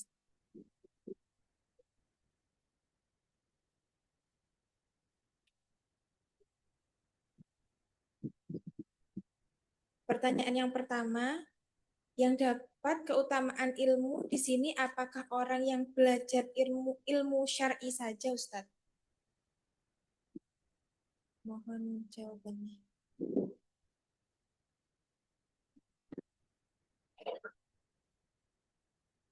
Jadi ilmu itu hukumnya menjadi tiga. Ada ilmu yang hukumnya itu fardu ain, ilmu yang hukumnya fardu kifayah, ada ilmu yang hukumnya sunnah. Ilmu yang hukumnya fardu ain ini contohnya seperti pokok-pokok tidak. Kemudian pokok fikih. Ini setiap muslim harus belajar. Ilmu yang akan kita amalkan. Misalnya, sebentar lagi ini mau berangkat haji. Tinggal hitungan hari dan bulan. Maka hukum mempelajari hukum-hukum haji itu jadi hukumnya fardu ain. Tapi bagi orang yang jangankan untuk berangkat haji besok, daftar aja belum. Nggak ada duit, 30 juta buat daftar nggak ada. Maka ya nggak fardu ain belajar hukum haji. Ya, itu jadi tahu kan. Jadi yang pertama ilmu yang fardu ain dipelajari itu adalah ilmu pokok akidah, pokok fikih, dan pokok tasawuf juga sesuatu yang mau kita kerjakan. Itu mempelajarinya fardu ain. Yang kedua adalah ilmu yang fardu kifayah. Ilmu yang fardu kifayah itu adalah ilmu yang belum kita mau amalkan. Contohnya, belajar hukum puasa. Nah, hukum-hukum puasa. Ya kan sekarang masih bulan Syawal, puasanya kan masih Ramadan nanti, ya kan? Berarti belajar hukum puasa sekarang itu hukumnya fardu kifayah. Dan mempelajari ilmu syariat secara lengkap itu juga hukumnya fardu kifayah. Begitu juga mempelajari ilmu umum yang umat Islam harus ada yang mempelajarinya, maka hukumnya juga fardu kifayah. Contohnya apa? Matematika, fisika, kimia, biologi, terus astronomi, kemudian ilmu bumi, ilmu geologi, ilmu teknik mesin, itu hukum mempelajarinya apa? Fardu kifayah. Harus ada dari kita yang belajar permesinan motor. Gawat kita kalau tiba-tiba motor mogok, ya kan? Nggak ada yang mau belajar teknik mesin. Lah masa motornya kita buang? Ya kan? Harus ada dari kita yang belajar kedokteran, ngambil jurusan kedokteran. Harus ada yang ngambil jurusan farmasi. Harus ada yang ngambil jurusan psikologi. Ini hukumnya fardu kifayah. Makanya ilmu-ilmu seperti ini, kalau tujuan kalian belajar itu betul, apa maksudnya tujuan yang betul? Saya ngambil jurusan geologi, ini ilmu yang agak random ya. Atau ilmu atom misalnya, untuk mempelajari atom-atom gitu kan. Tujuannya agar ada dari umat Islam yang mempelajarinya. Kalau misalnya nanti perang atom, kita bisa bales pakai bom atom sendiri gitu. Maka ngambil jurusan partikel ini itu wajib fardu kifayah. Nah, maka yang ditata apa? Niatnya. Niatnya harus diperbaiki. Makanya nggak semuanya harus belajar hadis, enggak. Semua harus tafsir, enggak. Silakan mempelajari kecondongan ilmu masing-masing, diniatkan apa? Melengkapi ilmu di dalam umat Islam. Dan itu hukumnya apa? Fardu kifayah. Makanya semua keutamaan ilmu itu akan dapat di ilmu-ilmu ini semua. Tapi kalau kalian ngambil jurusan biologi, benar-benar murni duniawi. Kenapa ngambil jurusan biologi? Ya biar bisa jadi guru biologi, Ustaz. Itu benar-benar duniawi sekali. Maka ya nggak dapat pahala. Kalau kalian bayar SPP, dapat pahala. Kalian capek motoran ke kuliah ya nggak dapat pahala. Tapi kalau kalian belajar ngambil jurusan biologi misalnya, bismillah, harus ada umat Islam yang mempelajari anatomi tubuh dan sebagainya, dan maka itu perginya dapat pahala, ngisi bensin buat ke kuliah dapat pahala, ngerjain tugasnya dapat pahala, dan sebagainya. Dan dinaungi malaikat. Karena ketika kuliah ingat Gusti Allah. Problemnya kita ketika kuliah ingatnya apa? Nanti kerja apa ya? Kerja apa ya? Nggak ada malaikat datang. Urusi sendiri, itu urusanmu. Nggak akan dikibarkan itu sayapnya. Kuliahnya tuh cuma apa buat dunia. Maka dari sini kita tahu, oh ya, terakhir ya, hukum yang sunnah, ilmu yang sunnah itu ilmu yang lebih detail lagi dari sewajarnya. Jadi ada ilmu yang sangat detail di syariah itu. Sebenarnya kalau kita nggak mempelajarinya pun ya udah sih, nggak apa-apa juga. Tapi indah aja kalau dipelajari, maka mempelajarinya sunnah. Nah, nanti ada ilmu yang mubah, ada ilmu yang haram. Contohnya ilmu sihir, kemudian ilmu untuk membahayakan orang lain, itu hukum pelajarinya haram. Maka selama ilmu itu hukum mempelajarinya itu wajib, fardu ain, fardu kifayah, dan sunnah, maka insya Allah kita mendapatkan keutamaan ilmu yang sudah kita pelajari selama ini. Wallahu ta'ala alam.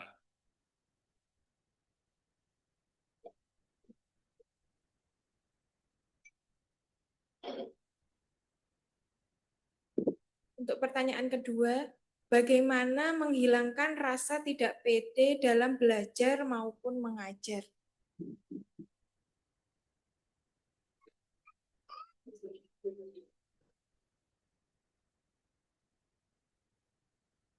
Jadi ada satu ungkapan dari Imam Waqi yang artinya seseorang itu tidak akan berilmu kalau dia malu atau sombong. Ilmu itu tidak didapatkan dengan malu atau dengan sombong. Maka nggak ada kata malu dan sungkan ketika belajar dan mengajar. Karena itu bukan malu, itu sejatinya adalah nafsu. Malu itu mengarahkan kita ke kebaikan, itu namanya malu.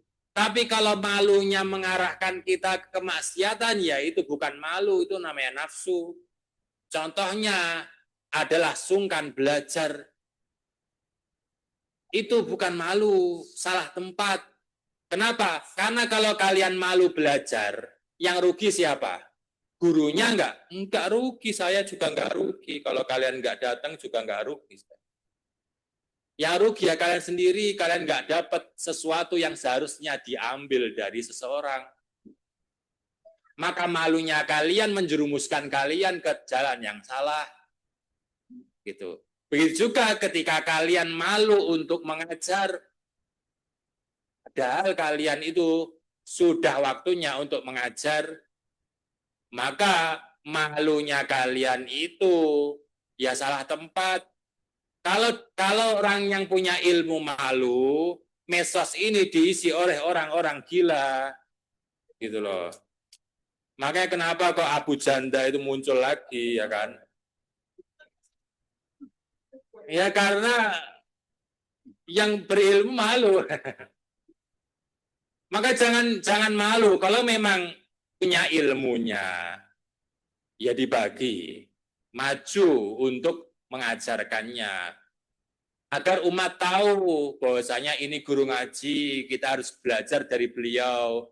Kalau yang punya ilmu ini malah mundur, nanti yang ngisi orang-orang nggak waras gitu loh. Nanti makoli, ina makoli gitu, nanti diajari kayak gituan bahaya. Ya kan, gara-gara si ustazah ini malu ngajar. Masih mending ustazah ini dia masih pernah belajar dan lulus sertifikasi belajar tahsin Quran daripada si makoli ini kan. Yang ini aja pede, yang ini masa malu. Makanya Kalau kita berpikir seperti itu, seharusnya kita nggak malu-malu, sungkan untuk belajar maupun mengajar. Tapi kalau nggak punya ilmu ya malu, jangan ngajar. Ya kayak itu.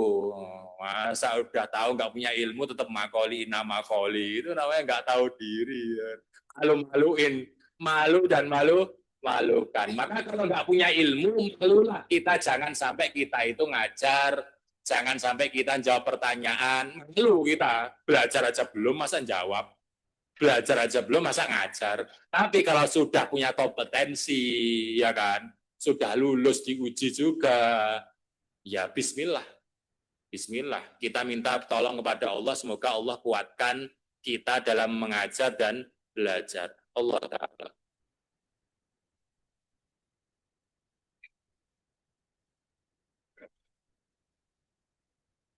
Untuk pertanyaan ketiga, bagaimana Ustadz caranya meluangkan waktu buat belajar karena sepertinya kadang kesibukan tidak ada selesainya.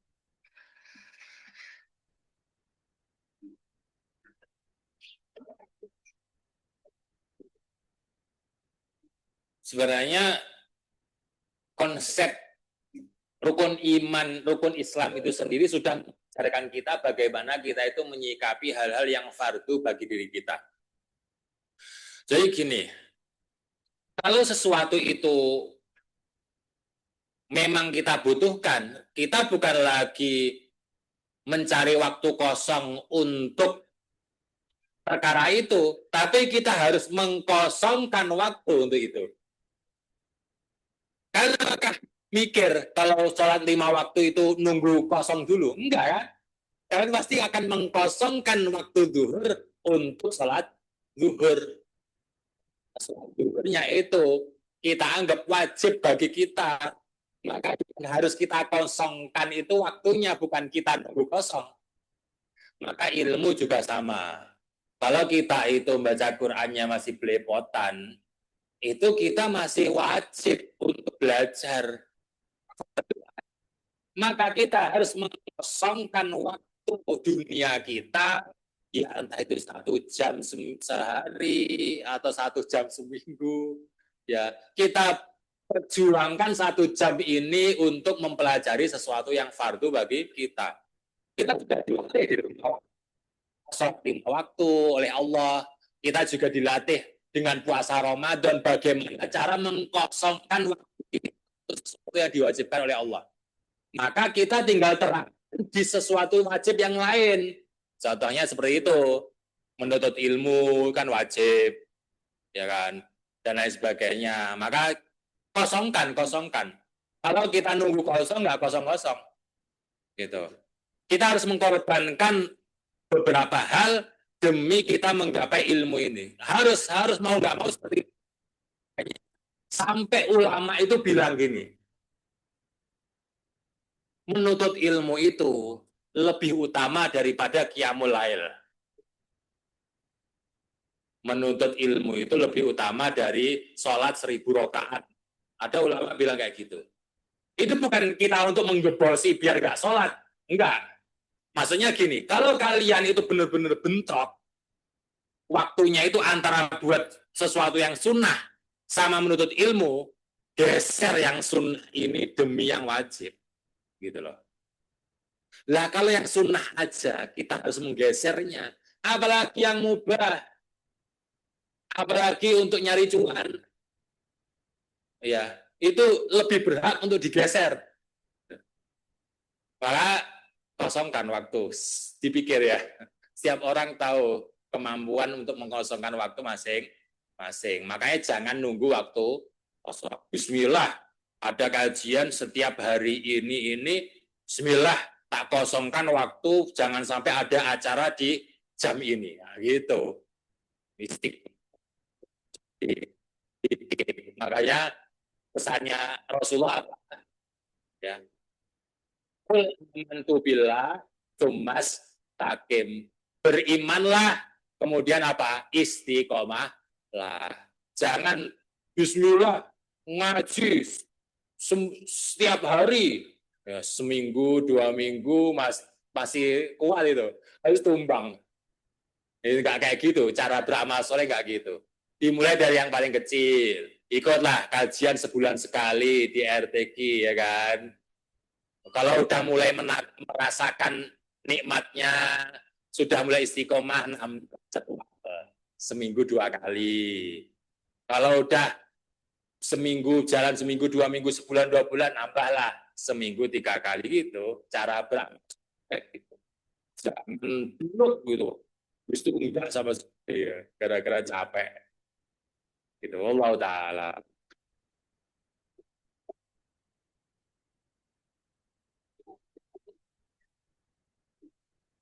Pertanyaan keempat, bagaimana cara menjaga hati ketika kita menuntut ilmu dan sudah mengajar?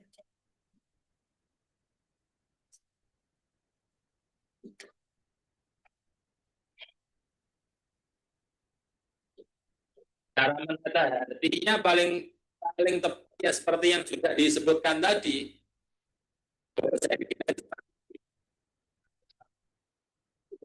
Semakin menambah ketakutan kita sama pada Allah. Maka dalam mengajar itu benar-benar harus mempertimbangkan segala hal agar apa yang menjadi kita ajarkan itu bisa menjadi amal soleh di hari kiamat nanti, bukan malah menjadi bumerang buat kita. Makanya kalau sudah di level mengajar, cara menata hatinya seperti itu. Bahwasanya kita itu mengajar karena perintah Gusti Allah. Kenapa kamu ngajar Quran? Ya karena Allah memerintahkan kita bagi yang sudah memiliki kemampuan dan ilmu untuk mengajarkan Al-Quran. Maka dalam mengajarkan itu kita harus mengikuti rambu-rambu yang sudah ditetapkan oleh Allah. Yaitu apa? Tidak mengajarkan kecuali apa yang sudah dipelajarinya. Terus kemudian harus istiqomah. Jangan sering bolos ngajar kok dikit-dikit izin. Mana apa namanya semangatnya untuk mengajar? Terus ngajar butuh kesabaran. Namanya orang yang diajar ini kan ya dia ibarat kita zaman sebelum kita belum paham. Makanya kiai kita itu selalu nasihatin gini, ketika kamu ngajar seorang, jangan memposisikan murid kalian ke diri kalian sekarang. Kalau kayak gitu, kalian akan habis kesabarannya. Posisikan murid kalian itu bagaikan kalian jauh sebelum kalian belajar. Maka kalian akan sabar, akan memaklumi. Ya udahlah. Kalau tiba-tiba anak didik kita itu ngejek kita, tiba-tiba dia itu mukul kita, tiba-tiba bully kita, ya kita dulu ya kayak gitu kalau kita nggak belajar gitu loh. Makanya harus butuh kesabaran ekstra. Ingat mereka itu bukan orang yang paham kayak kamu gitu loh. Dia itu orang yang perlu difahamkan agar kayak bisa kayak kamu gitu loh. Maka dengan menata hati seperti itu kita bisa sabar menyikapi murid, ya kan? Sabar menyikapi akhlak murid yang enggak akhlak gitu kan. Ya seperti itu. Wallahu taala.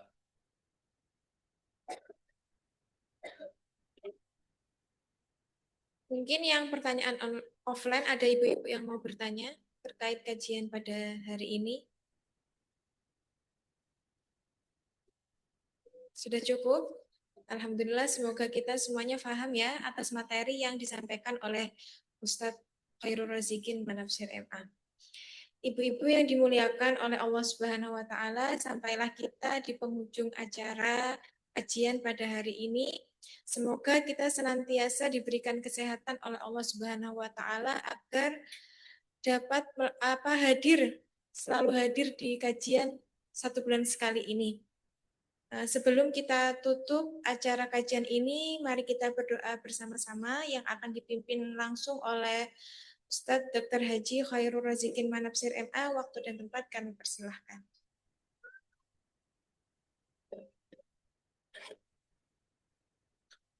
Alhamdulillahirabbil alamin, hamdal hamidin, hamdal syakirin, hamdal yu'afin, wa kafi mazidah.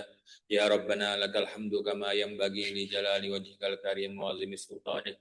Allahumma salli wa sallim wa barik wa zid wa anim ala sayyidina wa rasulina Muhammad wa ala alihi wa ali baitihi wa ashabihi wa azwajihi wa man tabi'ahum bi ihsanin ila yaumiddin.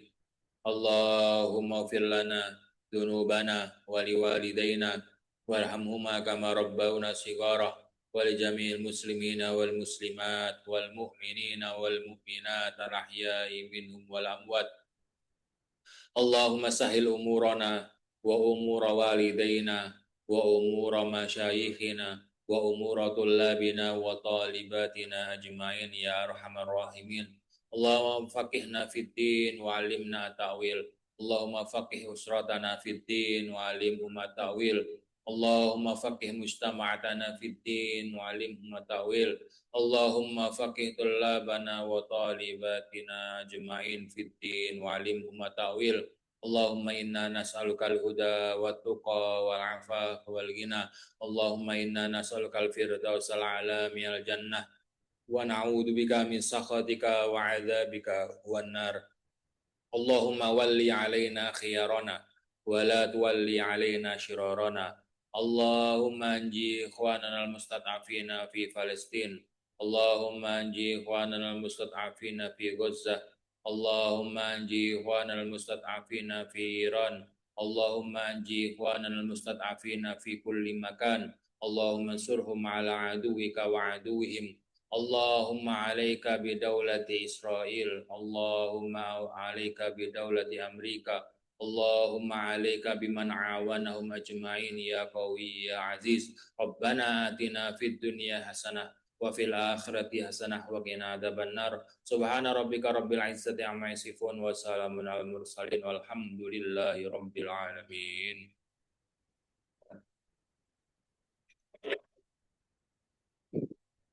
Jazakumullah khairan. Meridai amalan kita semua. Mari kita tutup acara kajian pada siang hari ini dengan bacaan hamdalah dan doa kafaratul majelis. Alhamdulillahirabbil alamin. Subhanallahumma wa bihamdika asyhadu an la ilaha illa anta astaghfiruka wa atubu ilaik. Terima kasih. Wassalamualaikum warahmatullahi wabarakatuh. Waalaikumsalam warahmatullahi wabarakatuh.